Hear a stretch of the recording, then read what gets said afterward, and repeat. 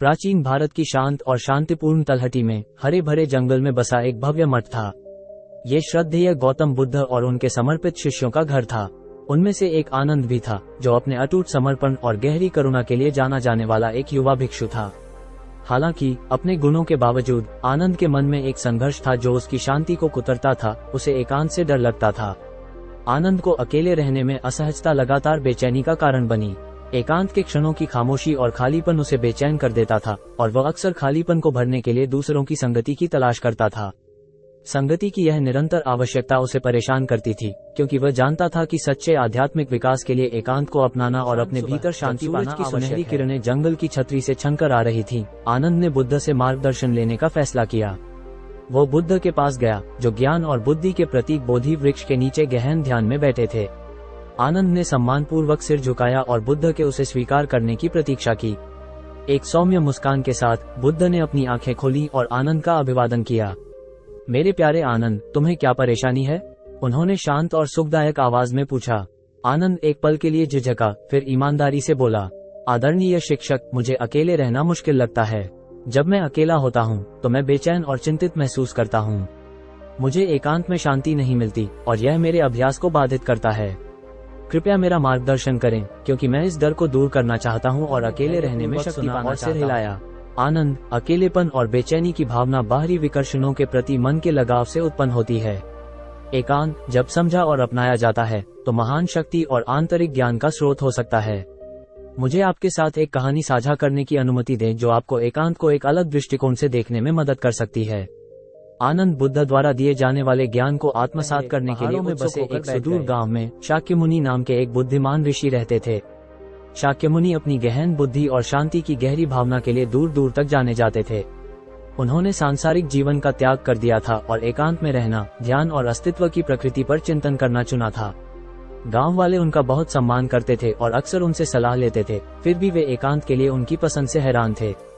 एक दिन जया नाम के एक युवा ग्रामीण ने शाक्यमुनि के पास जाकर उनकी बुद्धि के रहस्यों को समझने का फैसला किया। जया एक जिज्ञासु और उत्सुक आत्मा थी, जो हमेशा ज्ञान की तलाश में रहती थी, लेकिन आनंद की तरह वह भी मौन और अकेलेपन से डरती थी।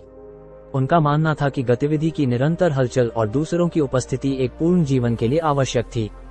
शाक्यमुनि के एकांत जीवन के रहस्य को जानने के लिए दृढ़ संकल्पित जया ने ऋषि के आश्रम की यात्रा शुरू की, जो पहाड़ों में गहरे स्थित एक छोटी साधारण झोपड़ी थी। जैसे जैसे वो घुमावदार की सुंदरता पर अचंभित होता गया, राजसी पेड़, गाते हुए पक्षी और पत्तियों की कोमल सरसराहट। हालांकि इतने विशाल और शांत विस्तार में अकेले होने का विचार उसे बेचैनी से भर देता था। एक लंबी और कठिन यात्रा के बाद जया आखिरकार शाक्यमुनि के आश्रम में पहुंच गया। ऋषि बाहर बैठे थे, गहन ध्यान में लीन थे, एक शांत आभा बिखेर रहे थे। जया ने सम्मानपूर्वक संपर्क किया और ऋषि के अपनी उपस्थिति को स्वीकार करने की प्रतीक्षा की। जब शाक्यमुनि ने अपनी आंखें खोली तो उन्होंने जया को गर्मजोशी से मुस्कुराते हुए अभिवादन किया। स्वागत है युवा यात्री, आप मेरे विनम्र निवास पर क्यों आए हैं? शाक्यमुनि ने पूछा। जय ने गहराई से झुककर उत्तर दिया, महान ऋषि, मैंने आपकी बुद्धिमत्ता और आपके शांतिपूर्ण एकांत जीवन के बारे में सुना है, लेकिन मुझे समझ में नहीं आता कि आपने अकेले रहना क्यों चुना। क्या आपको अकेलापन महसूस नहीं होता? आप एकांत में शांति कैसे पाते हैं? कृपया अपना ज्ञान मेरे साथ साझा करें, क्योंकि मैं समझना और सीखना बैठने का इशारा किया और बोलना शुरू किया। प्रिय जया, एकांत अकेलापन नहीं है। जब सही समझ के साथ एकांत को अपनाया जाता है तो यह एक अभयारण्य बन जाता है, जहां व्यक्ति अपने सच्चे स्वर और जीवन के सार से जुड़ सकता है। मैं आपके साथ एक दृष्टांत साझा करता हूं, जो अकेले होने की शक्ति को उजागर कर सकता है। दूर देश में एक सुंदर और शांत झील थी, जो ऊंचे पहाड़ों से घिरी हुई थी। झील अपने क्रिस्टल क्लियर पानी के लिए जानी जाती थी, जो एक आदर्श दर्पण की तरह आकाश और पहाड़ों को दर्शाता था। दूर दूर से यात्री झील की शांति और सुंदरता का अनुभव करने के लिए आते थे। ऐसे ही एक यात्री, अर्जुन नाम का एक व्यापारी, अपनी लंबी यात्रा से थककर झील पर पहुंचा। अर्जुन अपने जीवन की अराजकता और शोर से परेशान था और उसने कुछ शांति पाने की उम्मीद में झील के किनारे शरण ली। जब वो पानी के किनारे बैठा तो उसने साफ पानी में देखा और अपना प्रतिबिंब देखा। पहली बार उसने अपने चेहरे पर चिंता की गहरी रेखाएं और आंखें बंद कर लीं, जिससे झील की शांति उसके ऊपर छा गई। पानी की कोमल लहरें और पत्तियों की नर्म सरसराहट ने एक सुखदायक सिम्फनी बनाई, जिसने उसके बेचैन मन को शांत कर दिया। मौन में अर्जुन अपने जीवन, अपनी इच्छाओं और अपने डर पर विचार करने लगा। उसने महसूस किया कि धन और सफलता की निरंतर खोज में वह अपने सच्चे स्व से संपर्क खो चुका था। जैसे जैसे घंटे बीतते गए, अर्जुन को शांति और स्पष्टता की गहरी अनुभूति हुई। झील के एकांत ने उसे बाहरी दुनिया की विकृतियों के बिना खुद को और अपने जीवन को देखने की अनुमति दी। उसने समझा कि शोर और अराजकता ही विचलित करने वाली चीजें थीं जो उसे आंतरिक शांति पाने से रोकती थीं। शांति में उसने संतोष और शक्ति की गहन भावना की खोज की। अर्जुन ने झील के किनारे कई दिन बिताए, ध्यान और अपने जीवन पर चिंतन किया। जब उसने आखिरकार घर लौटने का फैसला किया तो वह अपने साथ एकांत की शक्ति की एक नई शांति और ज्ञान केवल भीतर ही पाया जा सकता है, प्रतिबिंब और आत्मनिरीक्षण के शांत क्षणों में। शाक्य मुनि ने रुककर जया की ओर देखा, जो ध्यान से सुन रही थी। देखो जया, झील की शांति उस एकांत के समान है जिसे हम अपनाते हैं। बाहरी शोर के अभाव में हम अपने सच्चे स्व को स्पष्ट रूप से देख सकते हैं। हम अपनी इच्छाओं, भय और आसक्तियों को समझ सकते हैं। एकांत एक दर्पण है जो हमारे आंतरिक अस्तित्व को दर्शाता है। जया ने शाक्य मुनि के शब्दों पर विचार किया और पूछा, लेकिन महान ऋषि, हम अकेले होने के डर को कैसे दूर कर सकते हैं? हम एकांत में आराम और शांति कैसे पा सकते हैं?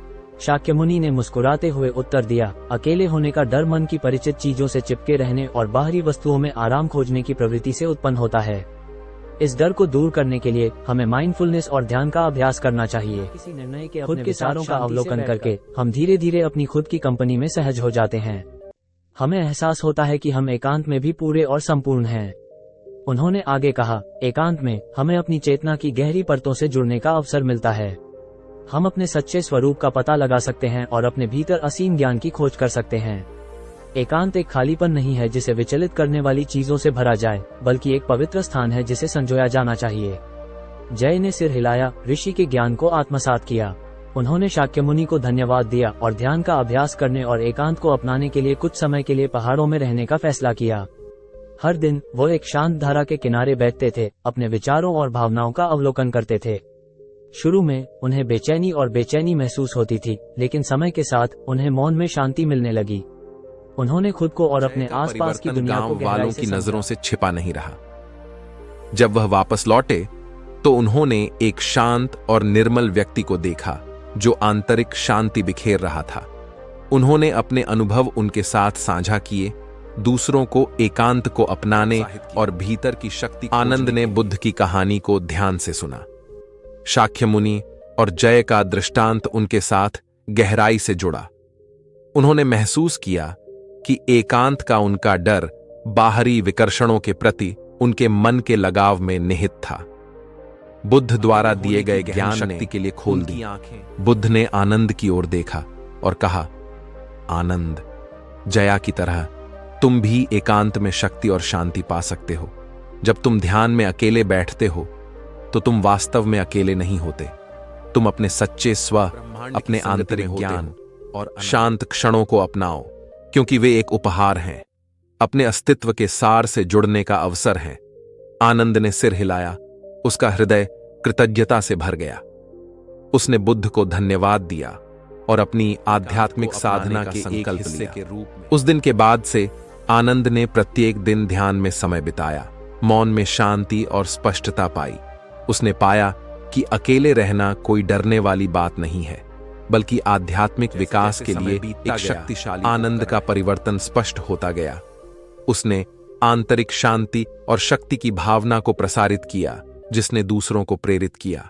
एकांत का उसका डर खत्म हो गया और उसने प्रतिबिंब और आत्मनिरीक्षण के शांत क्षणों की कहानी पूरे मठ और उसके बाहर फैल गई। इसने सभी को उनकी आध्यात्मिक यात्रा में एकांत के महत्व की याद दिला दी। भिक्षुओं ने अपने एकांत क्षणों को महत्व देना शुरू कर दिया। उनका उपयोग अपनी समझ को गहरा करने और ज्ञान की कहानी पूरे मठ और उसके बाहर फैल गई। इसने सभी को उनकी आध्यात्मिक यात्रा में एकांत के महत्व की याद दिला दी।